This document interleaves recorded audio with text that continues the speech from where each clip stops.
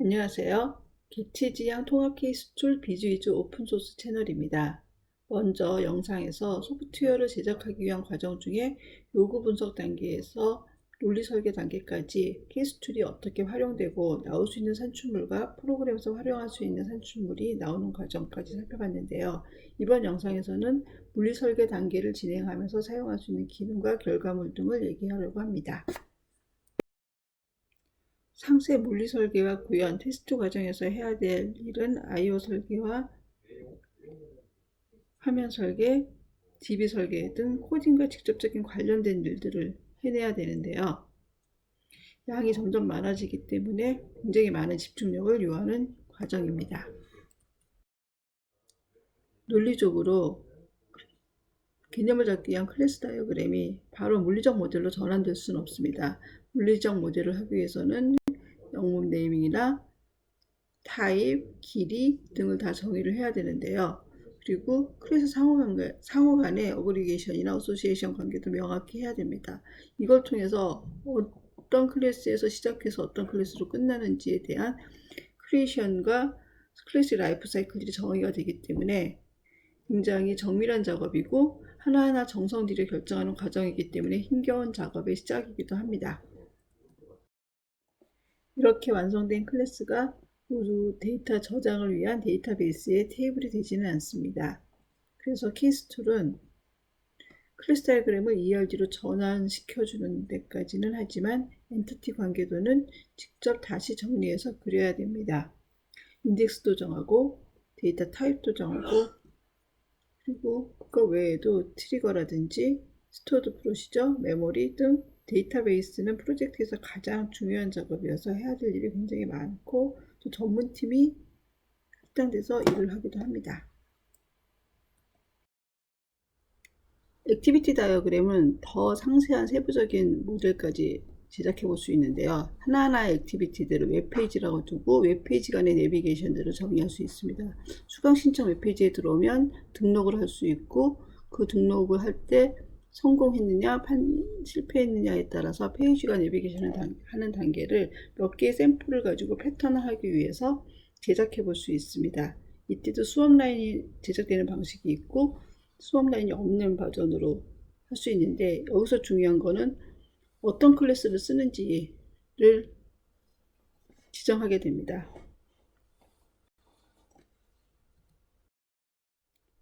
물리적인 프로세스를 점검하기 위해서는 클래스들 간의 프로세스 관계를 그려봐야 되는데요. 이때 시퀀스 다이어그램을 사용을 합니다. 상단에 있는 객체들은 정의되어 있는 클래스들입니다.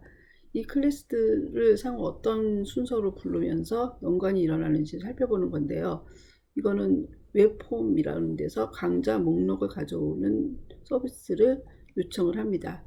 그리고 수강 신청 정보를 등록하기 위해서 수강 신청한테 정보를 등록한다는 요청을 보냅니다. 수강 신청 클래스는 이것을 받아야 되는지 말아야 되는지 파악하기 위해서 선수 과목이라고 하는 클래스한테 확인을 요청을 합니다. 이런 연관관계들이 정의가 되고 나면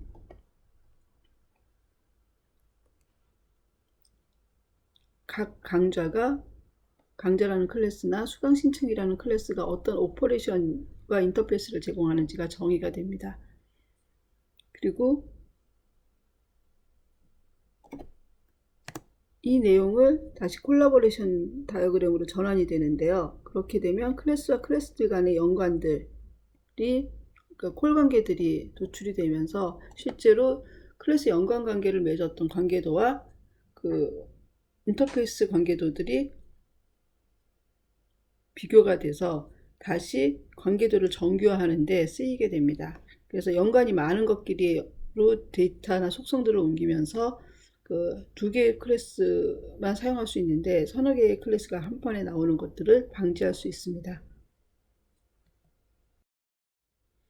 비즈위즈는 실제로 디자이너와 개발자에게 제공할 문서를 위해서 화면 설계 기능을 제공을 하는데요.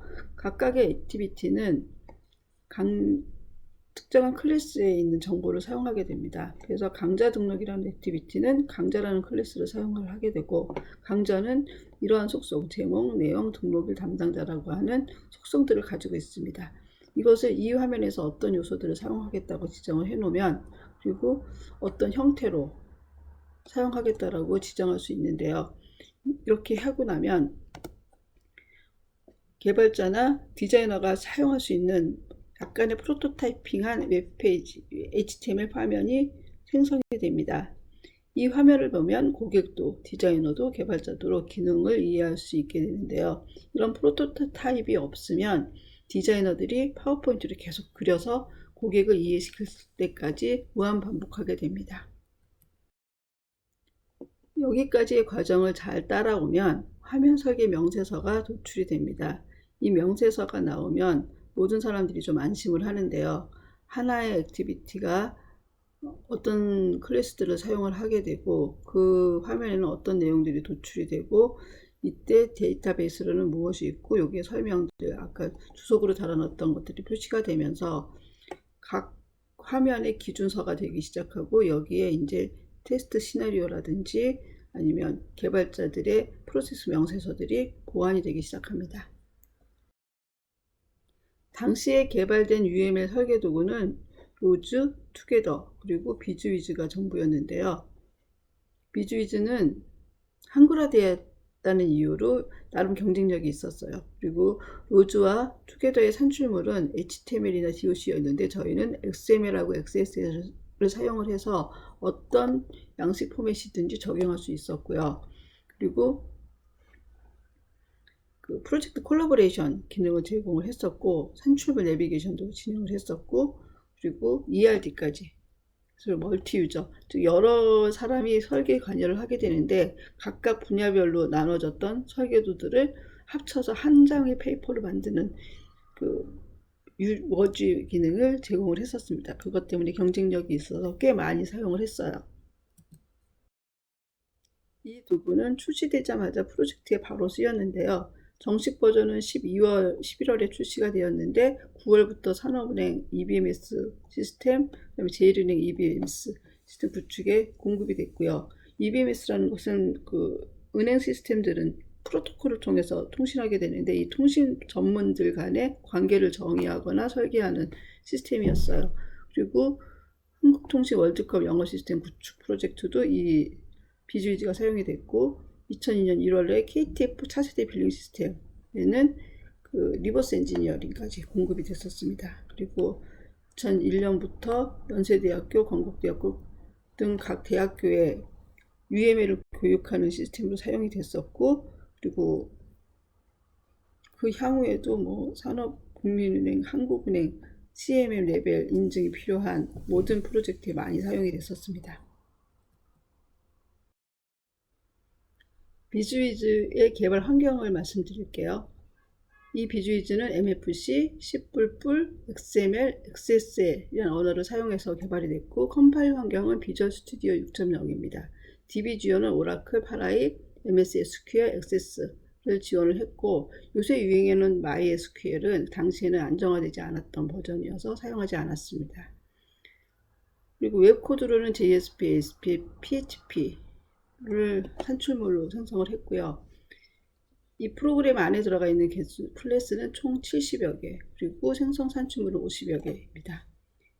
이 채널은 UML이나 방법론을 교육하는 것이 아니라 비즈위즈의 설계 과정을 공개를 하고 이 코드의 오픈소스를 지원하기 위해서, 설명하기 위해서 만든 채널입니다. 다음에는 이 비즈위즈의 계략적인 하나의 프로그램을 통해서 어떻게 코딩됐는지 점검하는 과정을 올리려고 합니다.